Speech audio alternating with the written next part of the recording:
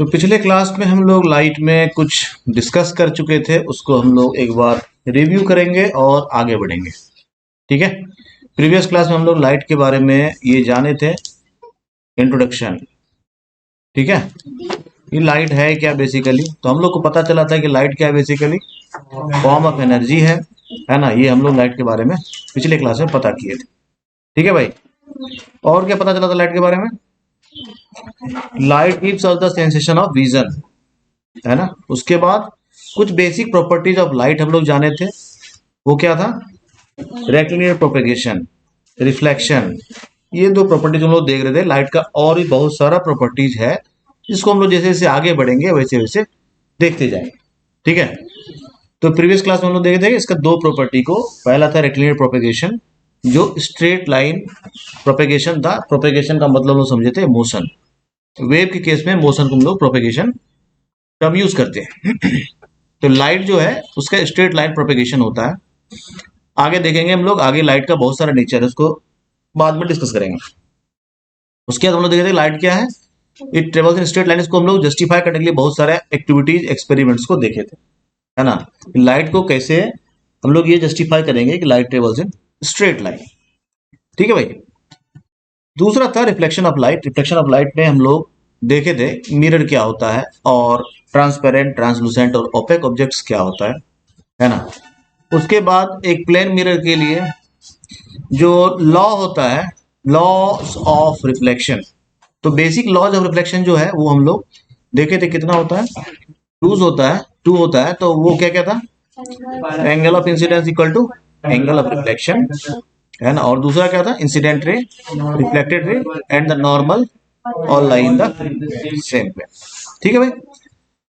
Angle of incidence क्या था? Angle formed by the incident ray with the normal. और उसी तरह से एंगल ऑफ रिफ्लेक्शन क्या था? Angle formed by the reflected ray with the normal. ठीक है, इसके साथ ही साथ हम लोग नॉर्मल को भी डिफाइन किए थे। नॉर्मल क्या होता है? It is the perpendicular to the reflecting surface at the point of incidence in the same plane of the incident ray and the reflected ray. ये सारा बेसिक हम लोग प्रीवियस क्लास में डिस्कस किए थे। उसके बाद लॉज ऑफ रिफ्लेक्शन तक हो चुका था। अब हम लोग बढ़ते हैं आगे। यहां तक में किसी कोई तकलीफ है तो बता सकते हैं, कोई दिक्कत है यहां तक क्या भाई? आगे बढ़े हम लोग। ठीक है, आज हम लोग देखेंगे थोड़ा सा प्लेन मिरर से शुरू करेंगे, फिर हम लोग थोड़ा स्फेरिकल मिरर्स पर जाएंगे। ठीक है, तो हमारा जर्नी एक्चुअली स्फेरिकल मिरर्स और लेंसेज है, लेकिन हम लोग थोड़ा सा ब्रीफ ओवरव्यू करेंगे किसका? प्लेन मिरर्स का। ठीक है, तो प्लेन मिरर क्या होता है? एक ग्लास का प्लेट होता है जिसको जितना थीन बनाएंगे उतना अच्छा मिरर होगा। वो अगर उसका थिकनेस बढ़ाते जाएंगे वो अच्छा मिरर की तरह बिहेव नहीं करेगा। इसको हम लोग डिस्कस करेंगे जब हम लोग रिफ्रैक्शन पढ़ेंगे तब, कि क्यों थिकनेस वाला ग्लास का मिरर अच्छा बिहेव नहीं करता है ना। अभी हम लोग को सिर्फ ये जान लेना है कि जितना थीन ग्लास प्लेट होगा उतना अच्छा मिरर के लिए वो यूजफुल होगा। ठीक है, उसके बाद हम लोग क्या करते हैं? उसको ग्लास को सिल्वर कोटिंग करते हैं। क्या करते हैं? सिल्वर कोटिंग करते हैं। और उसके बाद उस सरफेस पे एक कलर का कोटिंग करके उसको बना देते हैं ओपेक। इस तरह से मिरर का जब हम लोग देखेंगे तो एक साइड पूरी तरह से ओपेक होता है, और दूसरा साइड, जिस साइड की सिल्वर कोटिंग नहीं होता है, कलर पेंट नहीं होता है, उस सरफेस को हम लोग बोलते हैं रिफ्लेक्टिंग सरफेस। ठीक है, और जिस साइड कलर किया हुआ रहता है, सिल्वर कोटिंग रहता है, उस पार्ट को हम लोग ओपेक सरफेस बोलते हैं। समझ में आता है? एक मिरर है तो मिरर में कितना सरफेस हो गया? टू सरफेसेस हो गया। कौन कौन? रिफ्लेक्टिंग सरफेस और ओपेक सरफेस। ठीक है, डायग्रामेटिक रिप्रेजेंटेशन के लिए हम लोग जो यूज करते हैं वो इस तरह का एक मिरर अगर बनाए हैं, जिस साइड लाइन ऐसे ड्रॉ किया हुआ है, इसका मतलब ये लाइन क्या शो कर रहा है? ओपेक सरफेस को शो करता है। जिस साइड ये ऐसे स्मूथ रहता है उसको हम लोग स्मूथ जिस सरफेस पर, उसका मतलब क्या हो गया? ये reflecting part of the mirror है। किसी भी मिरर में, चाहे वो प्लेन मिरर हो अथवा स्पेरिकल मिरर हो, जो सरफेस प्लेन है वो रिफ्लेक्टिंग सरफेस है, और जिसमें हम लोग ऐसा लाइन ड्रॉ कर दिए हैं, ये क्या है? रिफ्लेक्टिंग पार्ट नहीं है, ये ओपेक पार्ट। ठीक है भाई, यानी इस पार्ट में मिरर रिफ्लेक्शन नहीं शो करेगा। तो इसको हम लोग डायग्राम में शो करने के लिए, कलर करना तो पॉसिबल नहीं है, इसीलिए हम लोग डायग्राम में इस तरह का एक सिंबल यूज करते हैं। तो ये सिंबल अगर मिरर में है, इसका मतलब समझ लेना है ये ओपेक सरफेस है, जिस साइड प्लेन है वो रिफ्लेक्टिंग सरफेस है। कोई दिक्कत है भाई? पूरे बुक में या कहीं भी किसी भी पब्लिकेशन का बुक में जब भी कोई मिरर तुम देखोगे, ये एक कन्वेंशन है। अभी के बाद तुम नोटिस करना, जितना भी मिरर है ना, उसमें जब भी रे इंसिडेंट होता है तो हमेशा लेफ्ट टू राइट ही होता है। ये एक डायग्रामेटिक कन्वेंशन है, ऐसा कोई लॉ नहीं है। ऐसा क्यों होता है? ऐसा नहीं, मिरर है भाई, मिरर को हम ऐसा भी रख सकते हैं, है ना, ऐसा भी रख सकते हैं। मिरर है, हम उसको ऐसा भी रख सकते हैं, है ना, लेकिन ऐसा कहीं भी यूज नहीं करते हम लोग। इसका रीजन भी हम लोग आगे जानेंगे जब हम लोग साइन कन्वेंशन पढ़ेंगे तब, ठीक है। अभी फिलहाल जान लेना है कि जितना सारा मिरर्स होता है, जितना सारा मिरर्स का डायग्राम होता है, उसमें एक बेसिक कन्वेंशन यूज किया जाता है। उसका रिफ्लेक्टिंग सरफेस जो है हमेशा लेफ्टवर्ड रखा जाता है और ओपेक सरफेस राइटवर्ड रखा जाता है। जितना भी इंसिडेंट रे इंसिडेंट होता है from left to right incident होता है, ठीक है भाई। ये एक कन्वेंशन है, ठीक है। समझ में आता है? यहां तक किसी को दिक्कत है? बढ़ते हम लोग धीरे धीरे आगे, ठीक है। तो ये सरफेस क्या हो गया? ओपेक सरफेस हो गया, और ये सरफेस हो गया रिफ्लेक्टिंग सरफेस, ठीक है भाई। समझ गए बात को? अब आते हम लोग टाइप्स ऑफ रिफ्लेक्शन में। देखिए भाई, थोड़ा सा ध्यान देते जाना है। ये सब्जी इतना भी इंपॉर्टेंट नहीं है, लेकिन बिल्कुल ही इंपॉर्टेंट नहीं है ऐसा भी नहीं, इसलिए थोड़ा थोड़ा ध्यान देते जाना, हम लोग तेजी इसको खींचते हुए आगे बढ़ जाएंगे। तो टाइप्स ऑफ रिफ्लेक्शन में क्या है? रेगुलर रिफ्लेक्शन और इरेगुलर रिफ्लेक्शन, है ना। रेगुलर रिफ्लेक्शन कब होगा? जब सरफेस स्मूथ होगा, है ना। मिरर का सरफेस जो होगा प्लेन होगा, स्मूथ होगा, तो उस केस में जब भी रिफ्लेक्शन होगा तो क्या होगा? रेगुलर रिफ्लेक्शन होगा। और जब भी वो स्मूथ नहीं होगा, इरेगुलर रिफ्लेक्शन होगा, ठीक है। लिख लीजिए भाई फटाफट इसको। चलिए, तो हो गया भाई टाइप्स ऑफ रिफ्लेक्शन। लोग देखिए, दो तरह का रिफ्लेक्शन है। One is regular reflection, second one is irregular reflection. Irregular reflection का सीधा संबंध जो सीधा रिलेशन जो है किसके साथ है? इरेगुलर सरफेस के साथ। और रेगुलर रिफ्लेक्शन जो है उसका रिलेशन रेगुलर सरफेस के साथ, स्मूथ सरफेस के साथ, ठीक है। तो ये दोनों रिफ्लेक्शन जो है किस पे टोटली डिपेंड कर रहा है? नेचर ऑफ द सरफेस पर, ठीक है। वेदर इट इज स्मूथ और इरेगुलर और रफ। क्लियर हो गया? चलिए भाई आगे बढ़ते हैं। अगला है characteristics of the image obtained in a plane mirror, है ना। तो धीरे धीरे हम लोग अभी देखेंगे प्लेन मिरर का जो कैरेक्टरिस्टिक्स है इमेज का, आगे हम लोग जाकर देखेंगे स्फेरिकल मिरर का, है ना। तो पहले समझना है इमेज क्या होता है। दो टर्म है, इसको अच्छे से समझ लेना है। पहला एक टर्म है इमेज और दूसरा टर्म है शेडो, है ना। इस दोनों में डिफरेंस होता है। कौन बताएगा इस दोनों में डिफरेंस? इमेज और शेडो में क्या डिफरेंस है? चलिए भाई दोनों को समझते हैं। पहले शेडो समझना है। शेडो क्या होता है? मान लेता हूं कि ये एक सोर्स ऑफ लाइट है। क्या है? इसके रास्ते में कोई ऑब्स्टेकल आ गया। ऑब्स्टेकल कैसा होना चाहिए? ओपेक होना चाहिए। ऐसा कोई ओपेक ऑब्स्टेकल आ गया जो इस लाइट के पाथ को ब्लॉक कर रहा है ना। तो लाइट क्या करेगा? रेस्ट ऑफ द पार्ट से पास करेगा और इस जगह पर नहीं कर पाएगा। तो इससे बनता है क्या?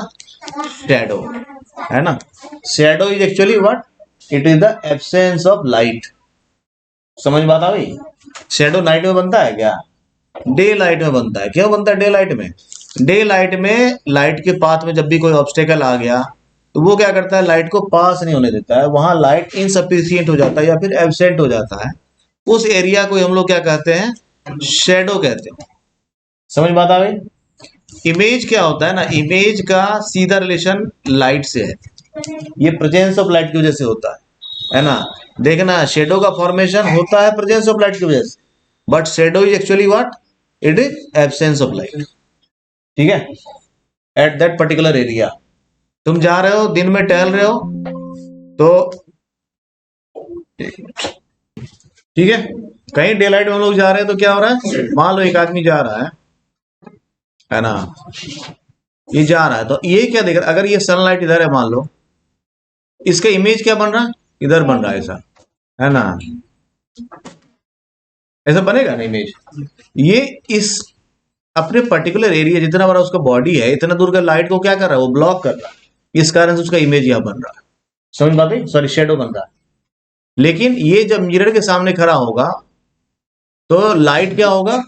रिफ्लेक्ट होकर के इस पर से रिफ्लेक्ट होकर के जाएगा, नहीं तो इसमें क्या बनेगा, इमेज बनेगा।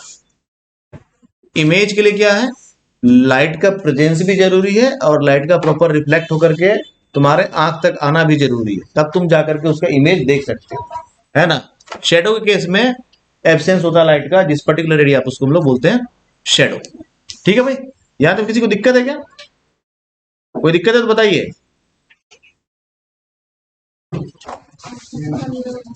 चलिए भाई, ऐसा कोई जल्दी से फटाफट ऐसा कोई प्रॉपर्टी बताना है जो सिर्फ प्लेन मिरर की इमेज में ही पॉसिबल है, जो स्फेरिकल मिरर के इमेज में पॉसिबल नहीं हो पाता, जल्दी।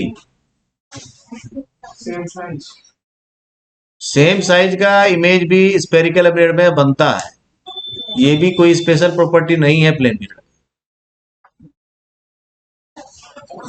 उसको बोलते हैं लेटरली इन्वर्टेड। क्या बोलते हैं, लेटरली इन्वर्टेड, है ना। इसको हम लोग आगे देखेंगे, ये क्या होता है, जो सिर्फ प्लेन मिरर के केस में होता है, ये स्फेरिकल मिरर में नहीं होता।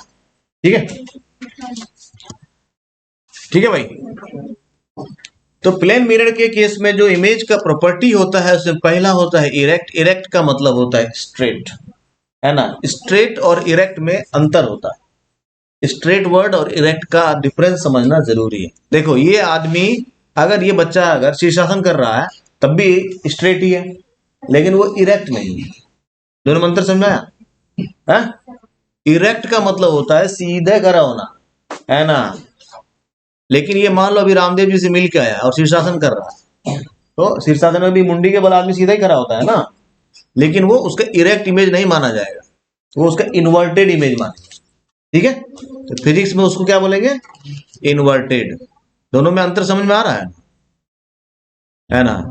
कभी भी जब इमेज शीर्षासन कर रहा है तो इसका मतलब वो कैसा इमेज है, इन्वर्टेड इमेज है, और नॉर्मली खड़ा है तो इसका मतलब क्या है, वो इरेक्ट इमेज है। क्लियर हो गया, समझ में बात आई।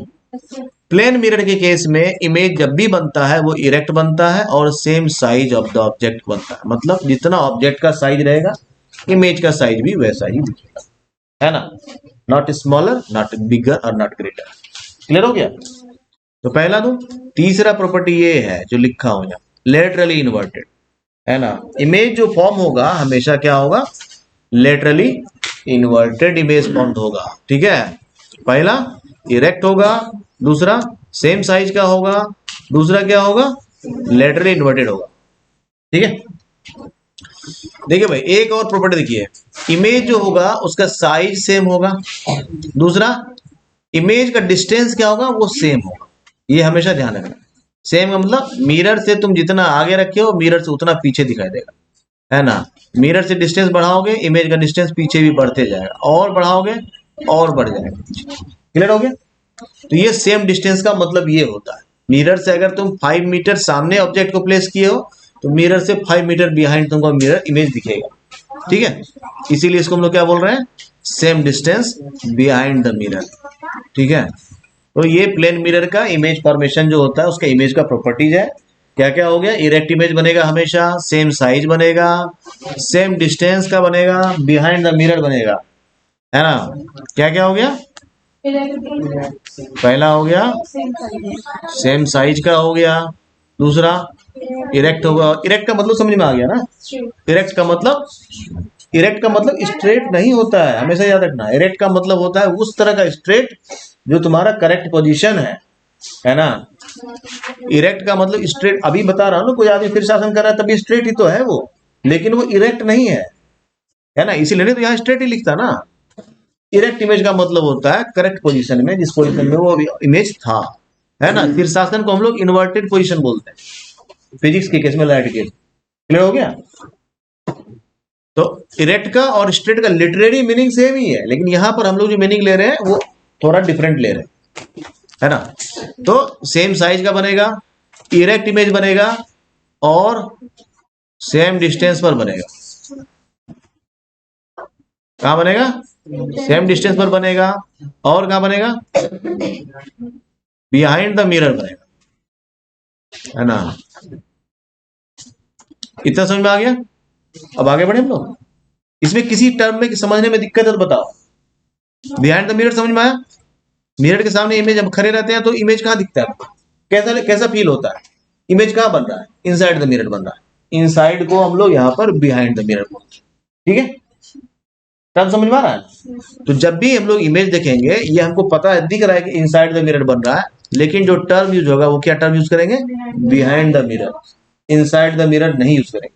क्लियर हो गया, आगे बढ़ा जाए क्या, आगे बढ़ू। तो इमेज जो बनेगा वो क्या बनेगा, लेटरली इन्वर्टेड बनेगा। अब ये जो प्रॉपर्टी है ना, ये स्पेशल प्रॉपर्टी है किसका, प्लेन मिरर का। ये सारा जो खेल तुम्हें दिखा है ना, ये सारा स्पेरिकल मिरर में होता है। स्पेरिकल मिरर में तुमको इरेक्ट इमेज मिल जाएगा, सेम साइज का इमेज मिल जाएगा, सेम डिस्टेंस का इमेज मिल जाएगा, बिहाइंड द मिरर मिल जाएगा, लेकिन लेटरली इन्वर्टेड नहीं मिलेगा। तो लेटरली इन्वर्टेड इमेज जो होता है ये एक स्पेशल प्रॉपर्टी है किसका, प्लेन मिरर का। अगर तुमसे कोई क्वेश्चन ऐसा पूछे तो जवाब देने में चूकना नहीं। ठीक है, ये जो लेटरली इन्वर्टेड इमेज है ये प्लेन मिरर को स्पेशल मिरर बना देता है, जिस कारण से इसका यूज घर घर में होता है। समझ गए बात को। अब लेटरली इन्वर्टेड इमेज क्या होता है इसको समझो। तुम क्या करो, इमेज के मिरर के सामने बैठ के खाना खाना शुरू करो। तुम राइट हैंड से खाना खा रहे हो, इमेज में तुमको लगेगा तुम लेफ्ट हैंड से खा रहे हो। तो ये जो लेफ्ट राइट शिफ्टिंग होता है ना इमेज में, इसको लेटरली इन्वर्टेड बोलते हैं। एक होता है वर्टिकली इन्वर्टेड, है ना, जो शीर्षासन वाला एग्जांपल दिया वो वर्टिकली इन्वर्टेड, लेकिन लेटरली इन्वर्टेड का मतलब होता है लेफ्ट राइट शिफ्टिंग, है ना। तो लेटरली इन्वर्टेड का क्या मतलब हो गया, लेटरली इन्वर्टेड का मतलब हो गया भाई साहब, लेटरली इन्वर्टेड जो है ये जो है इसको थोड़ा समझ लेना। देखो समझ लोगे ना, बाद में तुम्हें दुख नहीं देगा, नहीं तो लगे अरे क्या नया टर्म आ गया। ये एक्चुअली क्या होता है, लेफ्ट राइट शिफ्टिंग। अब इस पे क्वेश्चन आएगा तुमको, क्वेश्चन क्या आएगा भाई, है ना। कई बार तुम देखोगे, अच्छा एक चीज, एक क्वेश्चन है, एक क्वेश्चन पूछता हूँ, बताओ। जैसे तुम जा रहे हो और पीछे से तुम्हारे एम्बुलेंस आ रही है, तो एम्बुलेंस में जो लिखा रहता है, एम्बुलेंस कैसा लिखा रहता है, उल्टा लिखा रहता है। क्यों लिखा रहता है उल्टा, सीधा होकर दिख जाता है, नहीं दिख जाता सीधा होकर के, नहीं दिखता सीधा होकर के मिरर में, क्योंकि उल्टा इमेज बनता है ना, इसलिए सीधा हो दिखता है। चलिए आगे बढ़ते हैं। लेकिन ये ध्यान देना, तुम्हारा इसका मतलब ये नहीं समझ लेना कि गाड़ी में जो रियर व्यू मिरर होता है वो प्लेन मिरर होता है, ऐसा नहीं। कौन सा मिरर होता है, कन्वेक्स मिरर होता है। और कन्वेक्स मिरर क्यों होता है, इसको हम लोग जब स्पेरिकल मिरर्स पढ़ेंगे तभी हम लोग डिस्कस करेंगे इसको। ठीक है, समझ गए। तो लेफ्ट राइट शिफ्टिंग जो होता है उसको हम लोग क्या बोलेंगे, लेटरली इन्वर्टेड। क्लियर हो गया, लेफ्ट का राइट में कन्वर्ट हो जाना, राइट का लेफ्ट में कन्वर्ट हो जाना। और हम लोग इसको देखेंगे ऐसा होता भी क्यों, ये भी जानेंगे। यहां तक किसी को दिक्कत है, बहुत अच्छे, आगे बढ़ा जाए क्या। अब देखिए भाई, ये है हमारा प्लेन मिरर। क्या है ये, प्लेन मिरर। तो ये जो है प्लेन मिरर, इसमें ये जो पार्ट है ये क्या है, ऑपेक सरफेस है, और ये क्या है, रिफ्लेक्टिंग सरफेस है। ये क्या हो गया हमारा, रिफ्लेक्टिंग सरफेस। ये क्या हो गया, किसी को दिक्कत है इसमें, बहुत अच्छा। अब इसका डिस्टेंस कितना है, 8 मीटर। ये रोबोट जो है 8 मीटर अपार्ट खड़ा है, किससे, प्लेन मिरर से। हमेशा याद रखना है जब भी हम लोग मिरर यूज करेंगे, अभी प्लेन मिरर यूज करेंगे। ठीक है, ये क्या है हमारा,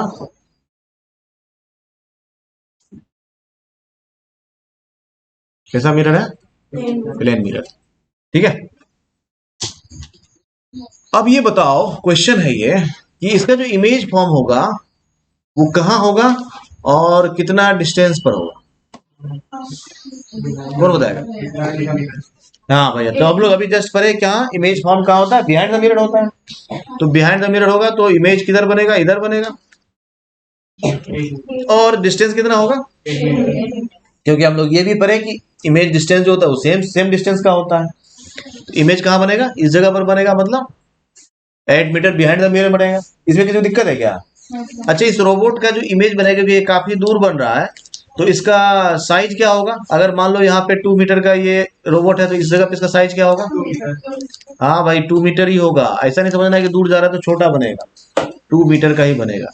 क्योंकि हम लोग जानते हैं कि प्लेन मिरर में जो इमेज का साइज होता है सेम होता है, डिस्टेंस सेम होता है, बिहाइंड द मिरर होता है। लेकिन भाई साहब इस रोबोट का क्या होगा ना, यहाँ पर जो ये एक्टिविटी लेफ्ट हैंड से कर रहा था, यहाँ पर वो एक्टिविटी राइट हैंड से करता हुआ दिखेगा, क्योंकि लेटरली इन्वर्टेड इमेज बनता है।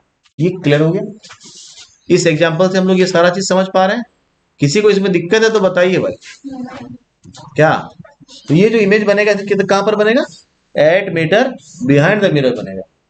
अब देखो एक चीज और, इसका जो है यहाँ पर ये फेस है ना, ये इसका मुंडी है यहाँ, आंख यहाँ, इसका आई का पोजीशन जो है ना यहाँ पर नहीं होगा, इस साइड आ जाएगा, है ना। ठीक है, यहाँ पर भी ये मिरर की तरफ फेस करके है, अगर ये रिफ्लेक्टिंग सरफेस की तरफ, तो इसका जो इमेज होता है ना वो इसका ओपेक सरफेस की तरफ फेस करके खड़ा हुआ दिखेगा। क्लियर हो गया चीज? कोई दिक्कत है क्या? चलिए, है ना। दोनों के बीच में डिस्टेंस पूछा जाएगा तो कितना हो जाएगा? 16 मीटर हो जाएगा, क्योंकि 8 मीटर डिस्टेंस ये in front of the mirror था, 8 मीटर डिस्टेंस वो बिहाइंड द मिरर इमेज बनेगा, नेट डिस्टेंस जो है 16 मीटर हो गया। ठीक है, तो अब इसको क्या किया, 2 मीटर आगे बढ़ा दिए हम लोग रोबोट को। पहले कितना था? 8 मीटर, अब हम लोग 2 मीटर को बोले भाई थोड़ा आगे बढ़ जाइए आप। अब बताओ इमेज का फॉर्म होगा जल्दी? 6 मीटर। हाँ, क्योंकि अब इनके बीच का जो है, अब इनके बीच के जो है मिरर से डिस्टेंस जो है वो कितना हो गया? 6 मीटर हो गया। इमेज का डिस्टेंस कितना हो जाएगा? 6 metre behind the mirror, a total distance in between object and image, है ना, ये हो जाएगा कितना? 12 मीटर। ठीक है भाई, समझ में आया? लेकिन अगर पूछेगा इमेज का मतलब 6 मीटर बिहाइंड द मिरर, है ना, total distance between the object and the image is 12 metre, 6 + 6। कोई दिक्कत है? यहां तक समझने में किसी को दिक्कत हो रही है तो बताइए। बहुत आसानी से हम लोग सरलतम तरीके से इसको पढ़ रहे हैं भाई। ठीक है, now we will discuss spherical mirrors. Spherical mirrors, plane mirror में कोई दिक्कत है क्या? थोड़ा बहुत दिक्कत है तो हम लोग बाद में डिस्कस करेंगे, है ना। अभी उस पर एक बार डिस्कशन होगा, चिंता करने की बात नहीं। अभी हम लोग पढ़ेंगे किसको? स्फेरिकल मिरर्स को। स्फेरिकल मिरर जो है इसका तो नाम से ही क्लियर है क्या, ये रिलेटेड है किससे? स्फेयर से रिलेटेड। स्फेयर क्या होता है भाई? 2 तरह का होता है स्फेयर। कौन कौन तरह का होता है, कौन बताएगा भाई? स्फेयर 2 तरह का होता है, कौन बताएगा? कभी 2 तरह के स्फेयर के बारे में पता चला है? एक को बोलते हैं हम लोग सॉलिड स्फेयर, और एक को बोलते हैं हम लोग होलो स्फेयर। क्या बोलते हैं? हाँ, तो दोनों में अंतर क्या होता है, कौन बताएगा? सॉलिड स्फेयर का मतलब होता है जैसे कोई ऐसा स्फेयर हो जो अंदर से भरा हुआ, जैसा हमारा अर्थ। ये क्या है? एक सॉलिड स्फेयर है। मून एक क्या है? सॉलिड स्फेयर है। लेकिन अगर हम लोग बलून का केस लें, होलो स्फेयर है, ये सॉलिड स्फेयर है। तो हमेशा ध्यान देना है, जब हम लोग लेंस के बारे में बात करेंगे तो हम लोग बात करेंगे किसके बारे में? सॉलिड स्फेयर के बारे में। लेकिन जब हम लोग मिरर के बारे में बात करेंगे तो हम लोग किसके बारे में बात करेंगे? होलो स्फेयर के बारे में बात करेंगे। क्लियर हो गया? होलो स्फेयर का मतलब हुआ ऐसा स्फेयर जो भीतर से क्या है? खाली है ना, सिर्फ आउटर कवरिंग है उसमें, उसको हम लोग होलो स्फेयर बोलते हैं। तो मिरर जो होता है वो हमेशा क्या होता है? Part of a hollow sphere. Lens जो होता है वो part of a solid sphere. समझ में बात आ गई? चलिए, स्फेरिकल मिरर जो है ये बेसिकली 2 टाइप्स का होता है। पहला हुआ कन्वेक्स मिरर, है ना भाई। थोड़ा इसको सजा देता हूं, देखने में तुम्हें अच्छा लगेगा, है ना। ये हो गया कन्वेक्स मिरर,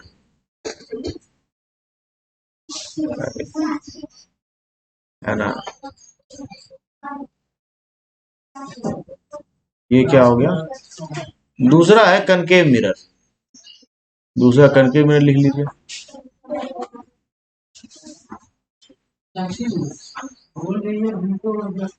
ठीक है भाई, एक मिरर हो गया कन्वेक्स, दूसरा हो गया कनकेव। अब इसको इमेजिन करना है कि ये होलो स्फेयर है। होलो स्फेयर मतलब भीतर से एम्प्टी है, खाली है। ठीक है, ठीक है, भीतर से क्या है? ये एम्प्टी है। तो कन्वेक्स मिरर के केस में क्या होता है और कनकेव मिरर के केस में क्या होता है, इसको हम लोग फटाफट देखते जाए। देखो, ये जो है एक मिरर है। मिरर मतलब इसका कोई एक टुकड़ा काट लिया, मान लो यहां से यहां एक टुकड़ा, ये एक टुकड़ा यहां से कट कर लिया हूं, मान लो, है ना, और ये हमारा टुकड़ा यहाँ, ठीक है, और इसको क्या किया, ऐसा करके पॉलिश करना शुरू कर दिया। अगर इसका आउटर सरफेस पॉलिश्ड है, आउटर सरफेस मतलब जो स्फेयर है ना, उसके बाहर से पॉलिश अगर किया, मान लो ये बाहर से अगर पॉलिश किया, ध्यान देना है, कंफ्यूज नहीं करना इसे, है ना, क्या किया हूं, बाहर से पॉलिश किया हूं अगर, तो ये हो जाएगा हमारा क्या, कनकेव मिरर, है ना, क्या हो जाएगा, concave mirror. Concave mirror case में क्या होता है, इसका रिफ्लेक्टिंग सरफेस किधर होता है, इनसाइड होता है ना, किधर होता है, इनसाइड होता है। यानी तुम्हारे पास स्पून है अगर स्टील का, तो अगर सीधा स्पून है तो वो कनकेव मिरर है, ठीक है, सीधा स्पून है तो स्पून कैसा होता है, इसी फॉर्मेट में होता है, ऐसा होता है ना स्पून, और ये इसका जिसमें है ना, जो तुम्हारे मुंह के अंदर जाता है, ये वो पार्ट हो गया, ये जो इसको जिसको हाथ से होल्ड करते हो, ये सीधा स्पून हो गया, ये इसका रिफ्लेक्टिंग सरफेस हो गया, ये समझ गए बात को। इस केस में ये क्या होगा, इसको हम लोग कनकेव मिरर बोलते हैं, क्या बोलते हैं इसको, कनकेव मिरर बोलते हैं। तो कनकेव मिरर जो होता है वो पार्ट ऑफ होलो स्फीयर होता है when hollow sphere is polished outside. Concave mirror क्या हो गया, कनकेव मिरर लिख लीजिए, concave mirror is a part of, लिखिए फटाफट,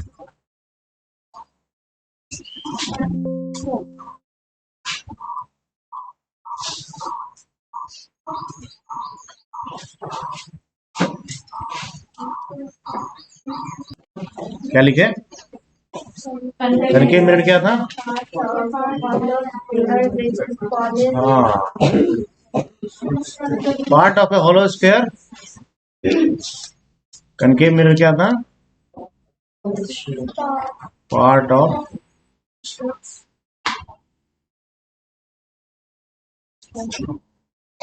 hollow sphere which is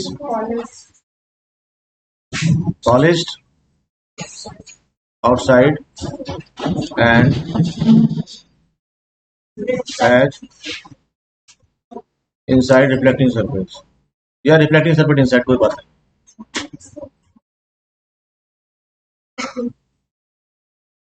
ठीक है भाई। कन्वेक्स मिरर के केस में जस्ट उल्टा हो जाता है, ठीक है, अगर उसी होलो स्फीयर को हम लोग इनसाइड से पॉलिश कर दें और उसका आउटसाइड को रिफ्लेक्टिंग सरफेस ले लें, तो उस केस में जो मिरर होगा उसको हम लोग क्या बोलेंगे, कन्वेक्स मिरर बोलेंगे, ठीक है भाई। तो कन्वेक्स मिरर जैसे ऐसे कट लिए, मान लो यहां से इस होल स्फीयर को कट किए, ऐसा निकला, अगर इसको हम लोग क्या किए, ऐसा भीतर से क्या किए, इसको पॉलिश कर दिए, ये इसका क्या हो गया, ऑपेक सरफेस हो गया, और ये इसका क्या हो गया, रिफ्लेक्टिंग सरफेस हो गया। ऐसा केस में इसको हम लोग क्या बोलेंगे, कन्वेक्स मिरर बोलेंगे, ठीक है। तो कन्वेक्स मिरर क्या हो गया, कन्वेक्स मिरर, ठीक है, कन्वेक्स मिरर, ये क्या हो गया, convex mirror is a part of hollow sphere, क्या ये, part of hollow sphere which is polished inside and as outside reflecting surface।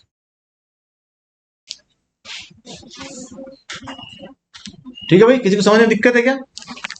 अगर हम लोग फ्रेश इसका डायग्राम बनाना चाह रहे हैं कि भाई ये कनकेव मिरर कैसा दिखेगा, ठीक है, स्फीयर से बाहर कैसा दिखेगा, तो इसका रे डायग्राम जो बनता है ना वो ऐसा बनता है ना, ऐसा बनाएंगे और ऐसा हम लोग इस पे सिंबल देंगे। ये हो गया इसका रिफ्लेक्टिंग सॉरी पॉलिश सरफेस, और ये हो गया इसका, देखो जो ओपेक सरफेस जिसको बोलते हैं ना उसको पॉलिश सरफेस ही बोला जाता है ना। तो जिसको हम लोग अभी ऑपेक सरफेस कह रहे थे उसको हम लोग पॉलिश्ड सरफेस भी यूज कर सकते हैं, क्योंकि मिरर के केस में जो पॉलिश सरफेस होता है ना वही ऑपेक भी होता है। ठीक है, तो पॉलिश सरफेस हो गया और ये इसका क्या हो गया, रिफ्लेक्टिंग सरफेस हो गया। इसको बोलेंगे हम लोग कनकेव मिरर। ठीक है, अगर इसी को हम लोग ऐसा उल्टा कर लिए, है ना, और इसको इधर से इनसाइड पॉलिश कर दिए, आउटसाइड क्या हो गया, इसका रिफ्लेक्टिंग सरफेस हो गया। इस केस में ये क्या हो गया, कन्वेक्स मिरर हो गया। कोई दिक्कत है क्या? यहां तक समझने में किसी को परेशानी हो रही है तो बता सकते हैं, है ना। देखो स्फेयर के रेफरेंस में पूरा स्फेरिकल मिरर्स को समझना बहुत ही इजी हो जाता है ना। आगे बढ़ो क्या? ठीक है, कोई दिक्कत है भाई? तो इस केस में क्या हो, इनसाइड पॉलिश कर दी है, आउटसाइड इसका रिफ्लेक्टिंग सरफेस है, ऐसे केस में इसको हम लोग बोलेंगे कन्वेक्स मिरर। ये क्या है, स्फेयर इमेजिन करना है। इसका डायग्राम बना रहे हैं तो ऐसे ही बनाना पड़ेगा। ठीक है भाई, अब इसको ऐसा कट किया हूं, है ना, थोड़ा अच्छे से तुम्हें दिखेगा इसी को, है ना। और इसके इनसाइड देखो पॉलिश किया, है ना, और आउटसाइड क्या है इसका, रिफ्लेक्टिंग सरफेस है। अगर इनसाइड से पॉलिश कर दिया, आउटसाइड रिफ्लेक्टिंग सरफेस है, कौन सा मिरर होगा, कन्वेक्स मिरर होगा। ठीक है, कौन सा मिरर होगा, कन्वेक्स मिरर होगा। ठीक है, अभी देखना एक दूसरा कट लिया हूं, उसमें क्या कर रहा हूं, आउटसाइड पॉलिश कर दूंगा, और अगर उसका इनसाइड रिफ्लेक्टिंग सरफेस होगा तो वो कौन सा मिरर होगा, कनकेव मिरर हो जाएगा। समझ में आ गया दोनों में डिफरेंस? क्लियर हो गया? अब ये मिरर आता कहां से, ये भी समझ में आ गया। पार्ट ऑफ ए स्फीयर कैसे, ये भी समझ में आ गया। लिखा ना कि part of a hollow sphere, कैसे पार्ट ऑफ होलो स्फीयर, ये भी समझ में आ गया। तो ये क्या हो गया हमारा, कन्वेक्स मिरर हो गया, और ये हमारा कनकेव मिरर हो गया। डायग्राम जो लोग नहीं बनाए कृपया बना लें। ठीक है भाई, इस पार्ट को हम लोग क्या बोलते हैं, रिफ्लेक्टिंग सरफेस बोलते हैं। इसको हम लोग पॉलिश्ड सरफेस या फिर ऑपेक सरफेस बोलते हैं।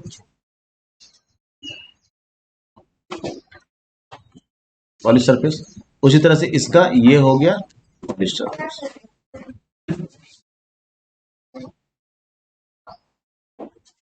ठीक है, और इसका ये क्या हो गया, इलेक्ट्रिक सरफेस। ठीक है भाई, कोई दिक्कत है? यहां तक किसी दिक्कत है?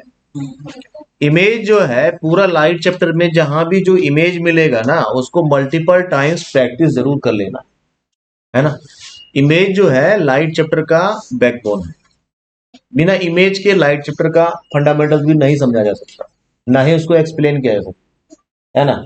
अभी देखो ये सारा इमेज है जिस कारण से चीजों को समझाना आसान हो रहा है ना। नहीं, ये चीजों को समझाना आसान नहीं होता। ठीक है भाई, लिख लिए? कोई दिक्कत है क्या? लिखो फटाफट। देखिए भाई, ये जो लाइट आ रहा है इसको हम लोग इंसिडेंट रे बोल रहे हैं, है ना, और जो बाउंस बैक हो रहा है उसको हम लोग रिफ्लेक्टेड। हाँ ठीक है, अब ध्यान देना इसमें, इसको कन्वर्जिंग और डाइवर्जिंग मिरर के रूप में भी क्लासिफाई किया गया। कैसे इसको समझना, कन्वेक्स मिरर जो होता है वो सारा इंसिडेंट बीम ऑफ लाइट को क्या करता है, डिस्पर्स कर देता है। ठीक है, इसीलिए इसको हम लोग डाइवर्जिंग मिरर करते हैं। डाइवर्ज समझते हो? हाँ, और कन्वेकेव मिरर जो है, ध्यान देना, concave mirror is converging mirror. इसको ऐसे लाइन ही याद रखना ताकि तुम्हें कभी जीवन में कंफ्यूजन ना हो कि कनकेव मिरर डाइवर्ज कर रहा था, कन्वेक्स डाइवर्ज कर रहा था। एक लाइन है, इसको लिख लो। ओके, कनकेव मिरर इज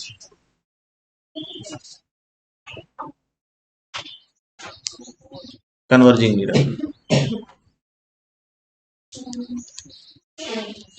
है ना। ऐसा लाइन है, इसको लिख लेना और इसको दिमाग में प्रिंट कर दो बढ़िया से। ठीक है, समझ गए बात को? Concave mirror is converging mirror, ऐसे दिमाग में इसको फिक्स करना। इसके अलावा कुछ नहीं याद रखना है, कौन डाइवर्जिंग है कौन क्या है, बस इसको याद रखना। अब कनकेव कन्वर्जिंग है तो जो बचा डाइवर्जिंग होगा। ये तुम्हारा पूरा लाइफ में कभी कंफ्यूजन नहीं आना देना। ठीक है भाई, क्लियर हो गया? अब ये कन्वर्जिंग क्या होता है, जैसे हम लोग डाइवर्जिंग केस में देखें, ये इंसिडेंट लाइट गया, ये इसको डिस्पर्स कर दिया। इसके केस में, कनकेव के केस में क्या होता है, जितना भी इंसिडेंट बीम ऑफ लाइट है वो सारा एक जगह ही आकर, अगर पैरेलल है वो एक जगह आके मीट करता है, वो कंसंट्रेट करता है एक जगह, है ना। इसका बेस्ट एग्जांपल क्या है, जैसे हम लोग टॉर्च यूज करते हैं ना, तो टॉर्च का जो बल्ब होता है ना, वो इसका फोकस पे पॉइंट रहता है, जिस कारण से बीम्स पैरेलल निकलते हैं। उसका रिवर्स भी ट्रू है, अगर पैरेलल बीम आएगा ना, वो फोकस पे पॉइंटेड हो जाता है। इसको हम लोग आगे समझेंगे और डिटेल में, परेशान नहीं होना, ठीक है। तो ये क्या करता है, सारा बीम जो आता है, ray of light, parallel beam of light, उसको एक जगह पिन पॉइंटेड कर देता है। That's why concave mirror is called converging mirror, because it converges all the incident raise at a point. That point is called focus of the mirror. इसको हम लोग आगे देखेंगे, ठीक है। या तो समझने में दिक्कत है क्या? अब जो कॉमन टर्म्स है उसको हम लोग समझेंगे नेक्स्ट क्लास में, ठीक है भाई। तो आज की क्लास में इतना।